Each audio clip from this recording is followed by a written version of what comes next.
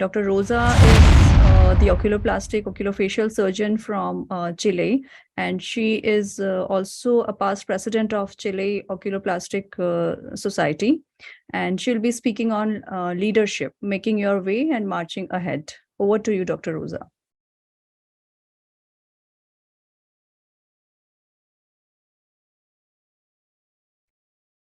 You are muted. Can you hear me now, right? Yes, yes. Yes. Well, hello. Good morning for me. It's 10 a.m. right now, around 10 a.m. I'm very happy to be invited to this meeting. I'm Rosa Ballcells from Santiago, Chile. And I had the great opportunity to meet many of you a few months ago in an amazing experience that I have flying to India and share a great meeting with all of you. So it's very nice to see you again. And for those of you that doesn't know me, I'm gonna, this is not, okay. Sorry, it was, oh my God, okay, here. Okay, so I'm an ophthalmology. I'm the current elected president of the Chilean Society of Ophthalmology. I'm past president of the Chilean Society of Oculoplastic because I'm an oculoplastic specialist. I train in the US. And I have a special interest in women and development. So I had a degree in a Spanish university, at the University of Navarra, about women leadership. And I also love to teach and to meet all of these powerful females around the globe. So when I have to talk about leadership in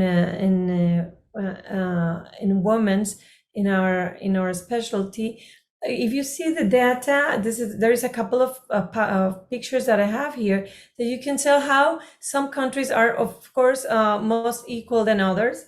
But all of the countries now, at least, have an acknowledge of most of them that there is an equality in terms of women development and opportunities. So you can see here, of course, like probably like Northern Europe countries are most equals, and other less, and Asia and Africa are kind of falling behind of equality in the way they are measuring it. And this is a very interesting map about policies. There is like an agreement in many countries to protect the access to vocational training in females. It doesn't mean that it's equal or anything, but at least it's an acknowledge that women have to have the same opportunities to train.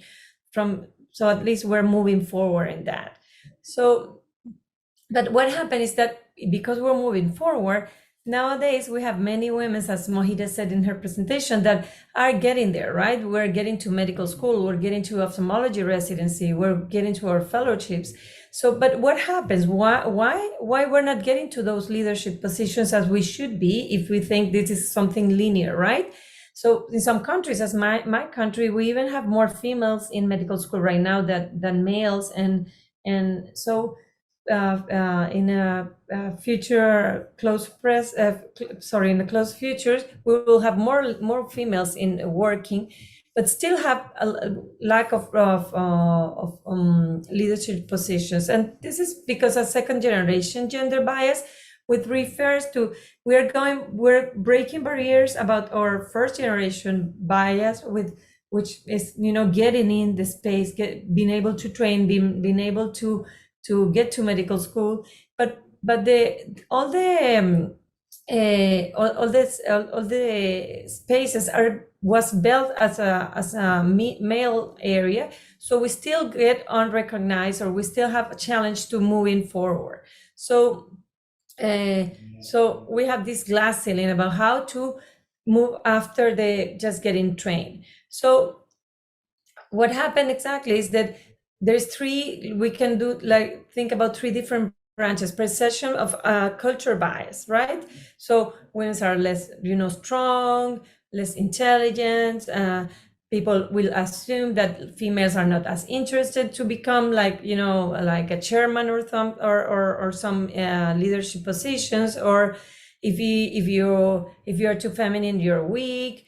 So there is a negative assumption about how females will develop in their careers, right? There's also an organization culture. Probably in many of your countries happens the same as in my country, that even the patients will say, oh, this is a lady and he's a doctor. When I'm with my male residents, they will say a doctor, and he will refer to me as a lady or something like that. So there's also like a cultural, organization that goes makes women like goes behind on development, and it relates in fewer women in leadership position, fewer podium opportunities, and over time. We were talking about this in our meeting in November, how little representation of females in the in live surgical presentations and stuff like that. Fewer mentee opportunities, and of course a pay gap. So this is a very interesting map about how many years until gender parity we will have, and we don't have those years to live to wait for this parity to become a reality. So we will have to move forward and find our ways to this leadership position. So the key points, and there is not a recipe, but there is key points that I can relate. And first is to set a goal. If you look forward, say, where I want to be in 5 years from now, then you can move forward and work for it. And the first thing we have to do is to train and work hard. And if the better trained we are, more powerful we are. And this is something that has been studied, in all the careers and all the workplaces. A better trained lady is going to get a better opportunities, even if it's not linear and probably not as good as men's, but we have to be very well trained. Also be flexible. What happens is that we always look at the positions that we go as a single path. And sometimes I'm going to tell you a very short story about one of my residents. She was a very good resident. She ended her residency. She went to Canada. She trained. She did a fellowship in cornea, and she came back. She came back to this big hospital, trained university hospital, and she wanted to do her corneal graft and all those things that she learned in Canada. But she had to put herself on the line, and she was the only female. She was young, so she never get to do any cornea. For different reasons, family reasons, she had to move to another city where she had to work in a hospital. They didn't even have a cornea department. So she started a cornea department, and she was able to move all the hospital to do corneal graft. And now she's the single surgeon in the country who does the most number of corneal graft a year. So she, in her mind, her dream was to become a great corneal, surgeon in our hospital. But she ended up doing a better job, just being more flexible and find another way to get there. And the best and most important thing, and that's why this organization WALL is amazing, is because with a mentor, we're going to be able to move forward and do a lot of more things. So get advice from a mentor, inspiration from a mentor, and learn from a mentor is going to help us get to those leadership positions easier. And never forget to become a mentor and support other women to move forward as well. So that's going to help us to move all together as leaders in our career. And this is a picture that I love from Women in Ophthalmology meeting. It's an early morning yoga session. And this is a quote that I like: to change yourself effectively, we first have to change our perceptions.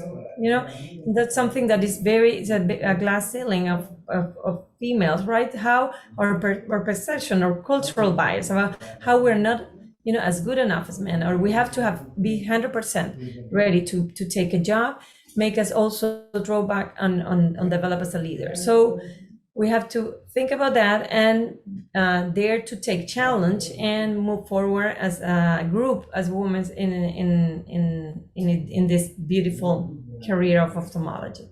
Thank you. Thank you.